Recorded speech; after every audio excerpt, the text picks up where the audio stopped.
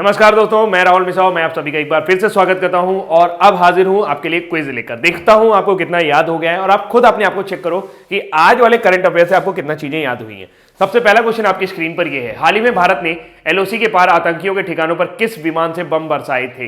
तो हाल ही में अभी क्या मतलब आज की डेट में ही, कल की डेट में ही मिराज 2000 से उन्होंने सुबह 3:30 बजे पाकिस्तान की सीमा में घुसकर 1000 किलो बम गिराए हैं।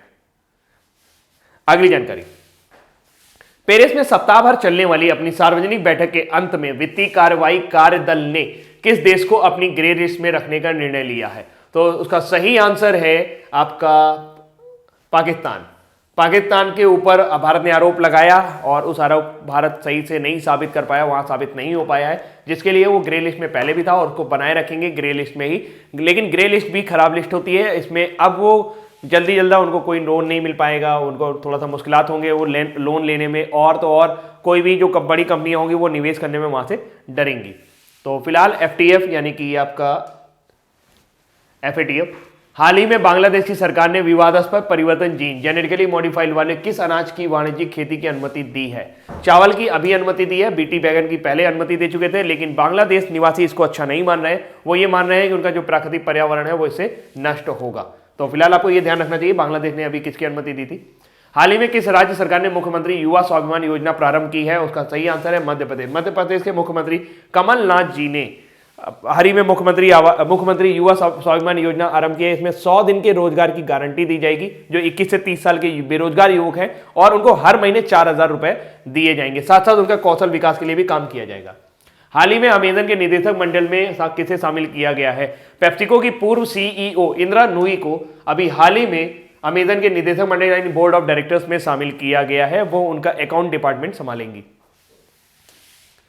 हाल ही में एफएमएससीआई वार्षिक पुरस्कार समारोह में लाइफ टाइम अचीवमेंट पुरस्कार किसे दिया गया है? भारत के पहले फॉर्मूला 1 ड्राइवर नारायण कार्तिकेयन के पिता जीआर कार्तिकेयन को लाइफ टाइम अचीवमेंट अवार्ड से सम्मानित किया गया है।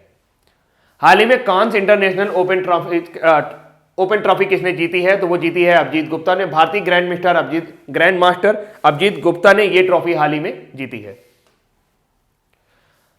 हाल ही में 4th global digital health partnership summit का उद्घाटन कहां किया गया है? तो ये उद्घाटन किया गया है आपका नई दिल्ली में। हाल ही में 4th ग्लोबल समिट यानी कि डिजिटल हेल्थ पार्टनरशिप समिट का उद्घाटन नई दिल्ली में किया गया है। और इसमें क्या करेंगे, इसमें WHO के सदस्य वगैरह ये सब मिलकर भारत में जो भी डिजिटल चीजें यूज करते हैं, जैसे कि आप मोबाइल यूज करते हैं, लैपटॉप यूज करते हैं, तो उसका आपके हेल्थ पे क्या इफेक्ट आएगा, इसके ऊपर ये चर्चा करने के लिए सम्मेलन इस बार इसकी थीम है। तो 4th global digital health partnership summit ये WHO का प्रोग्राम है, यानी कि वर्ल्ड हेल्थ ऑर्गेनाइजेशन का प्रोग्राम है। इस साल कहां आयोजित किया जा रहा है? दिल्ली में। ध्यान रखिएगा। चौथा है, हाल ही में जिम्बाब्वे ने अपनी कौन सी नई मुद्रा में व्यापार करना शुरू किया है? उसका सही आंसर है आरटीजीएस डॉलर। अभी फिलहाल इस मुद्रा का कोई नाम नहीं है, लेकिन अभी उन्होंने इसको आरटीजीएस डॉलर कहा है। आरटीजीएस का फुल फॉर्म होता है रियल टाइम ग्रॉस सेटलमेंट।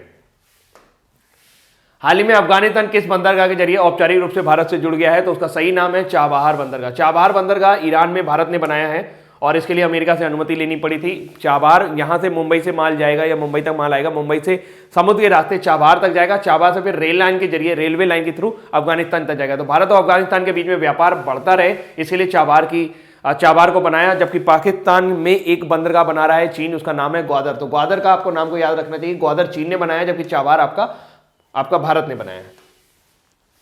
हाल ही में रेल मंत्री पीयूष गोयल ने किस पोर्टल का उद्घाटन किया? तो हाल ही में रेल मंत्री पीयूष गोयल ने अपने रेल भवन से रेलों की आवाजाही और उनके आय व्यय के ब्यौरा पाने के लिए रेल दृष्टि डैशबोर्ड पोर्टल का उद्घाटन किया है।